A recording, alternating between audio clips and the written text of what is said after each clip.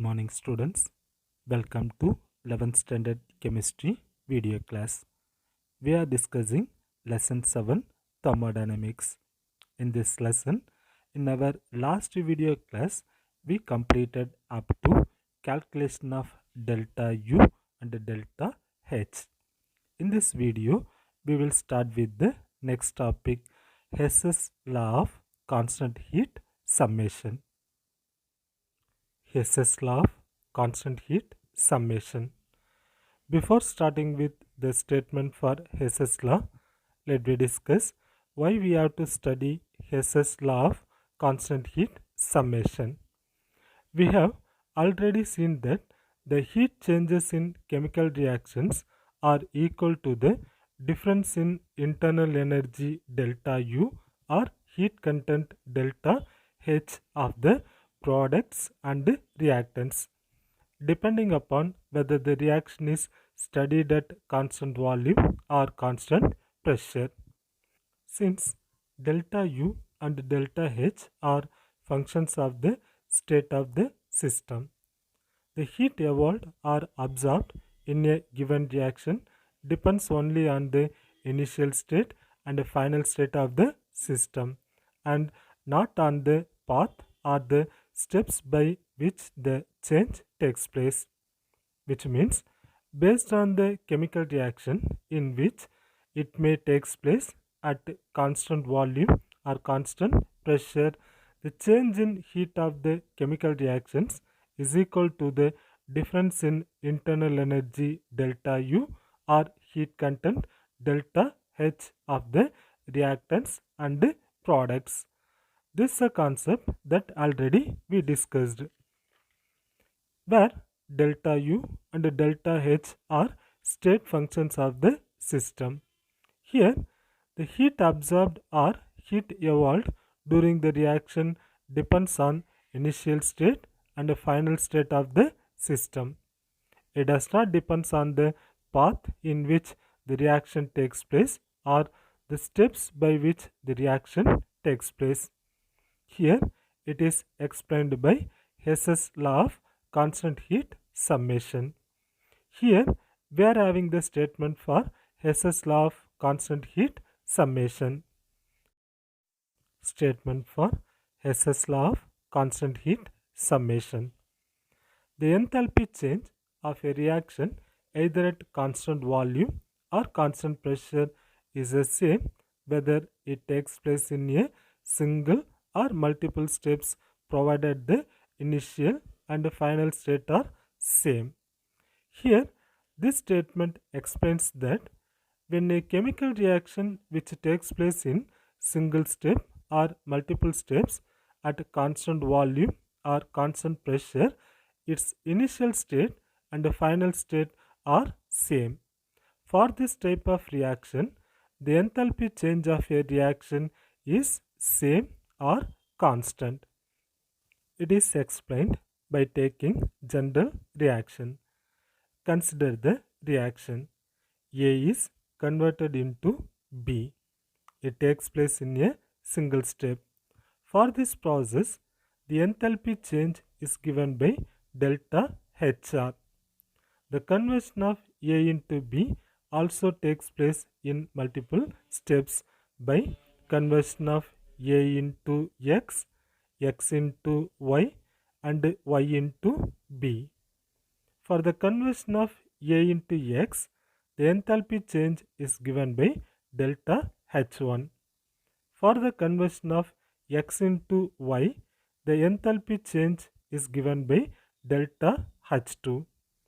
For the conversion of Y into B, the enthalpy change is given by delta H3.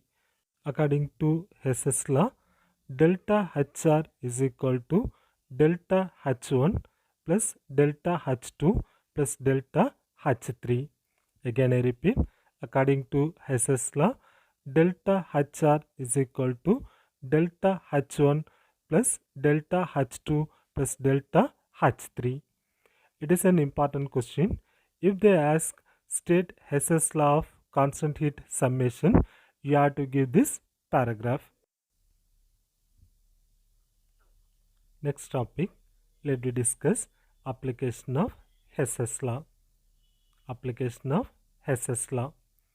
Hess's law can be applied to calculate enthalpies of reactions that are difficult to measure. Hess's law is used to calculate enthalpies of reactions that are difficult to measure.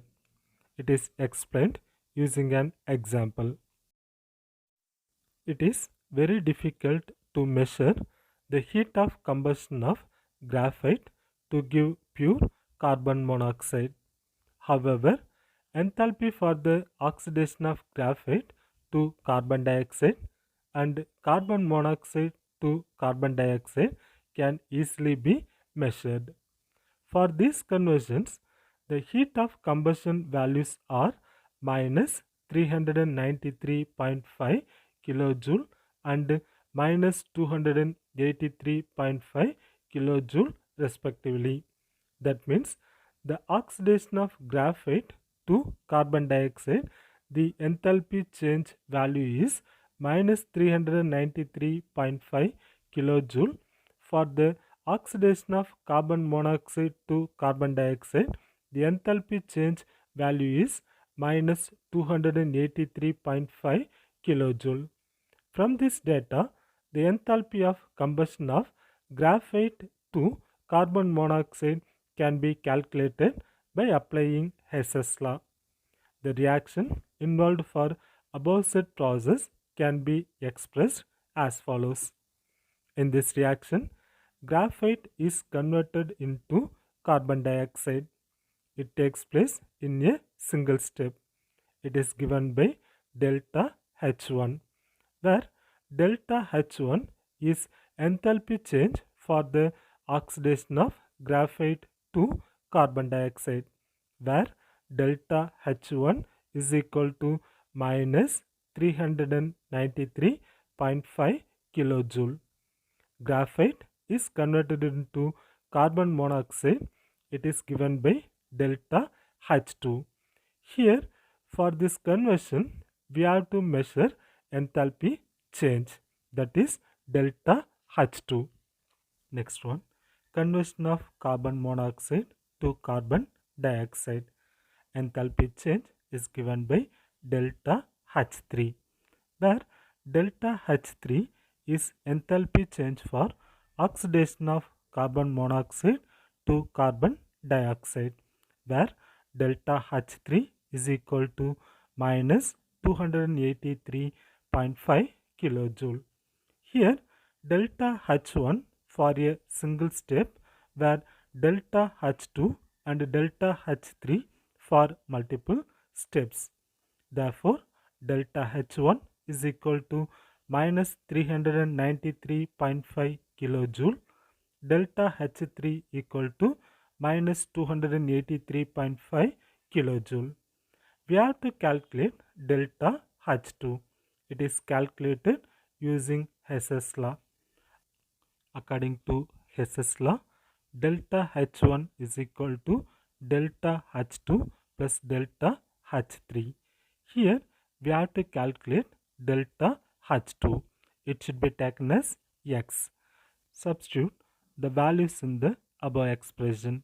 We will get minus 393.5 kilojoule is equal to X minus 283.5 kilojoule. After rearranging, we will get X is equal to 283.5 kilojoule minus 393.5 kilojoule, which is equal to minus 110 kilojoule.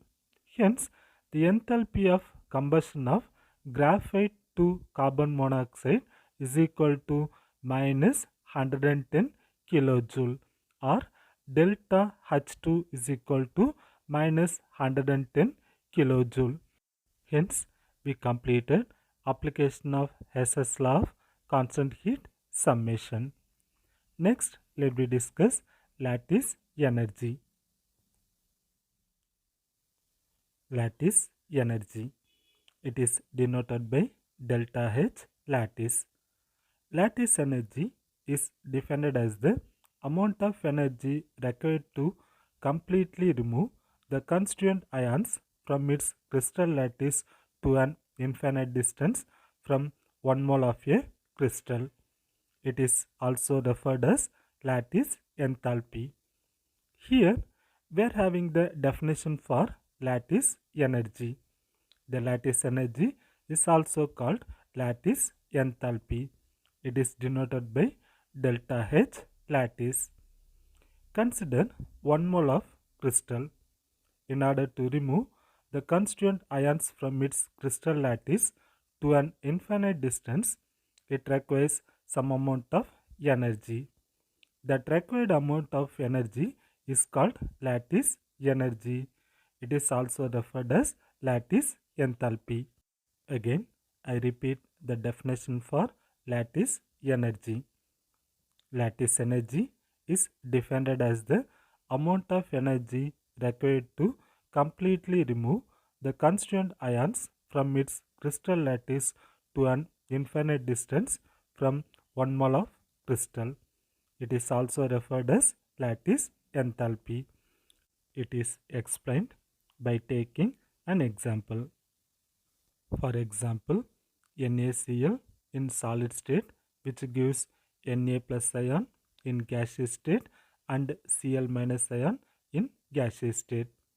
For this reaction, delta H lattice is equal to plus 788 kilojoule mole power minus 1.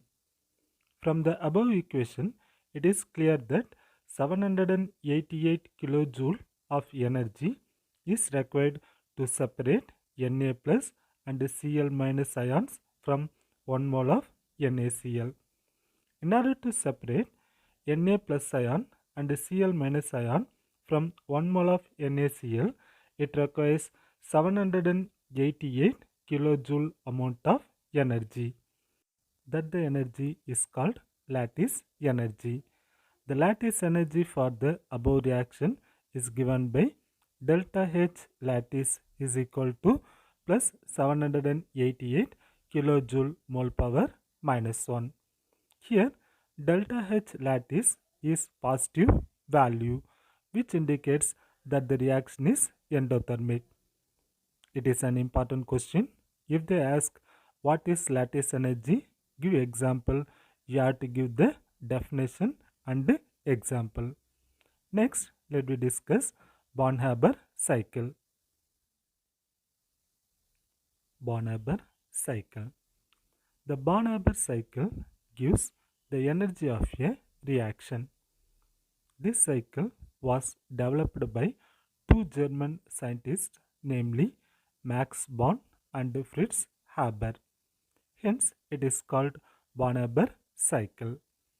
This cycle explains about the formation of ionic compound from the reaction of a metal with a halogen or other non-metallic element such as oxygen. There are some reactions in which we cannot able to calculate lattice energy directly. For such process, we have to apply Born-Haber cycle to calculate or to measure the lattice energy. This Born-Haber cycle applies Hess's law to calculate lattice energy, or otherwise Hess's law is applied to calculate lattice energy for Born-Haber cycle. Consider formation of a simple ionic solid such as an alkali metal halide Mx. Whenever an alkali metal combines with halogen, it forms alkali metal halide with the formula Mx. In order to explain this concept, the following steps to be considered. Consider the reaction. Formation of alkali metal halide. In this reaction, M is alkali metal where X2 is halogen. M combines with half X2 to form Mx. For this reaction, enthalpy change is given by delta HF. Here, Mx is formed in a single step. The same alkali metal halide Mx also formed by multiple steps.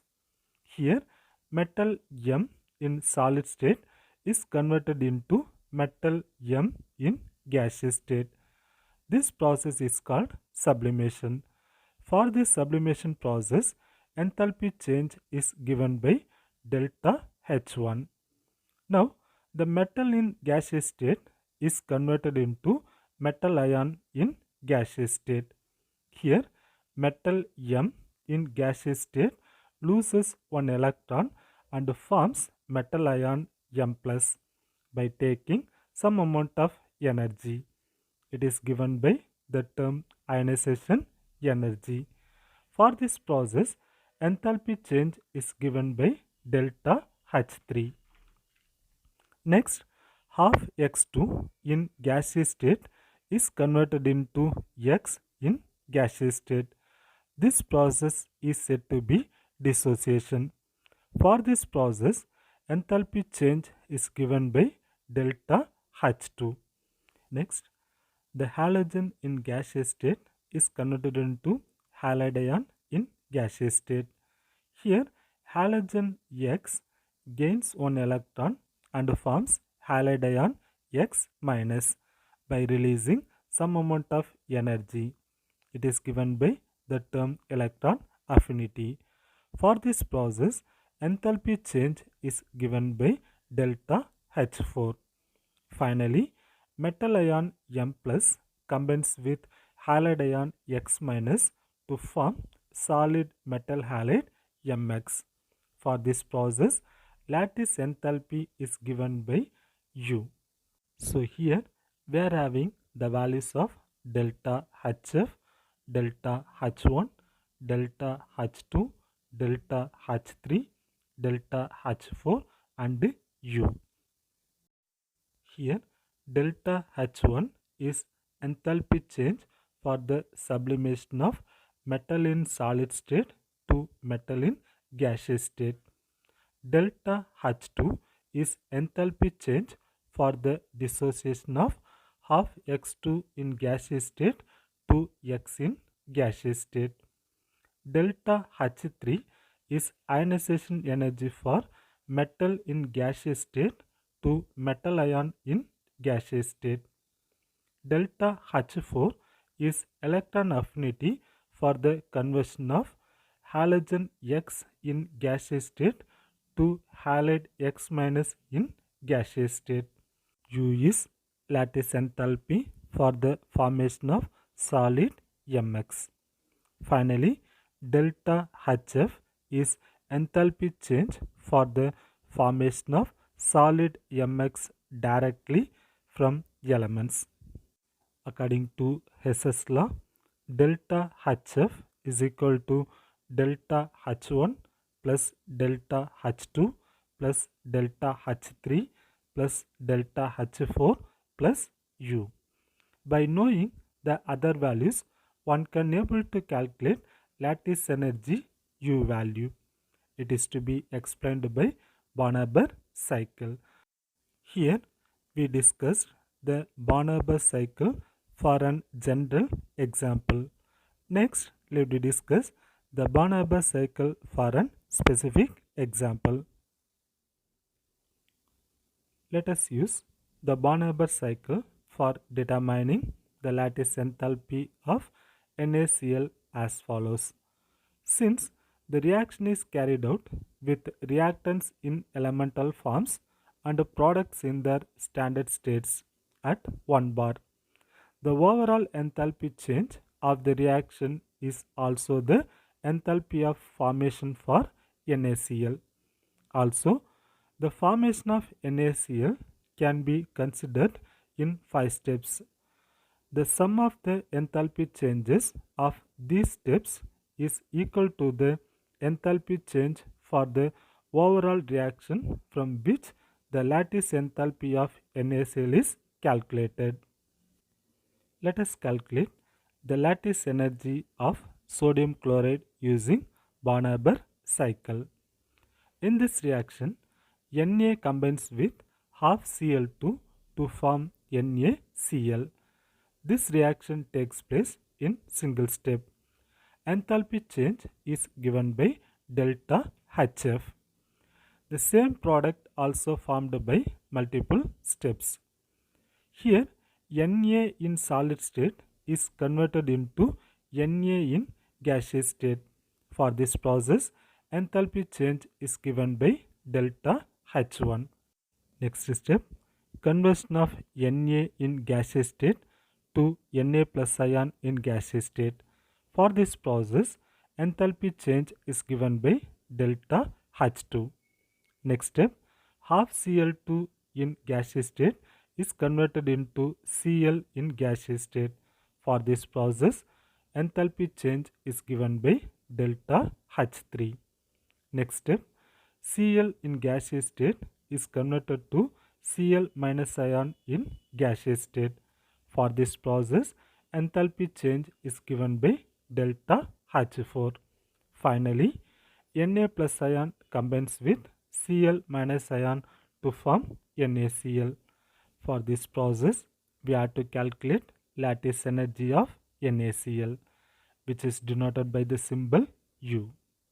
Here we are having the values for delta HF, delta H1, delta H2, delta H3 and delta H4, where delta HF is heat of formation of sodium chloride, which is equal to minus 411.3 kilojoule mole power minus 1, where delta H1 is heat of sublimation of sodium in gaseous state, which is equal to 108.7 kilojoule mole power minus 1, where delta H2 is ionization energy of sodium in gaseous state, which is equal to 495.0 kilojoule mole power minus 1, where delta H3 is dissociation energy of Cl2 in gaseous state, which is equal to 244 kilojoule mole power minus 1, where delta H4 is electron affinity of Cl in gaseous state, which is equal to minus 349 kilojoule mole power minus 1, where U equal to lattice energy of NaCl.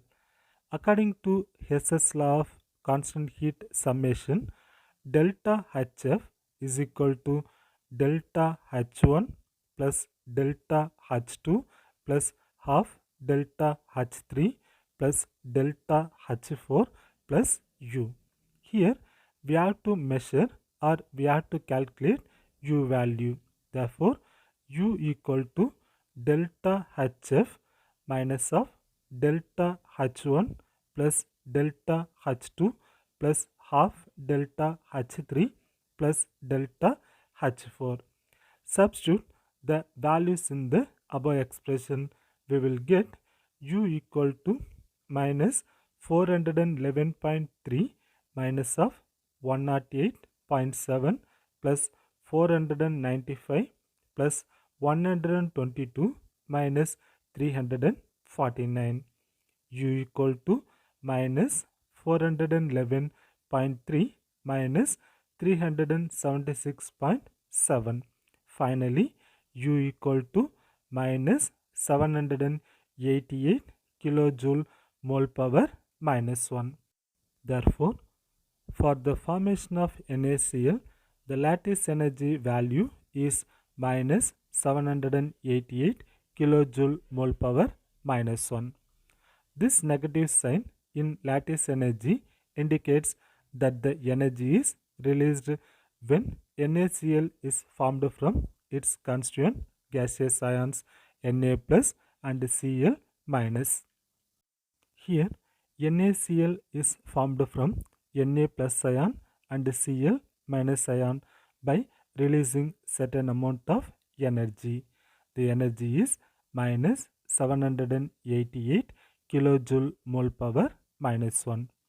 The negative sign indicates energy is released during the reaction or the reaction is exothermic. Hence, we completed the Barnard cycle for formation of NaCl. In this video, we completed the following topics, namely Hess's law of constant heat summation, application of Hess's law, lattice energy, and Barnard cycle. Let me stop up to this topic. The remaining topics that we will discuss in our next video class. Thank you.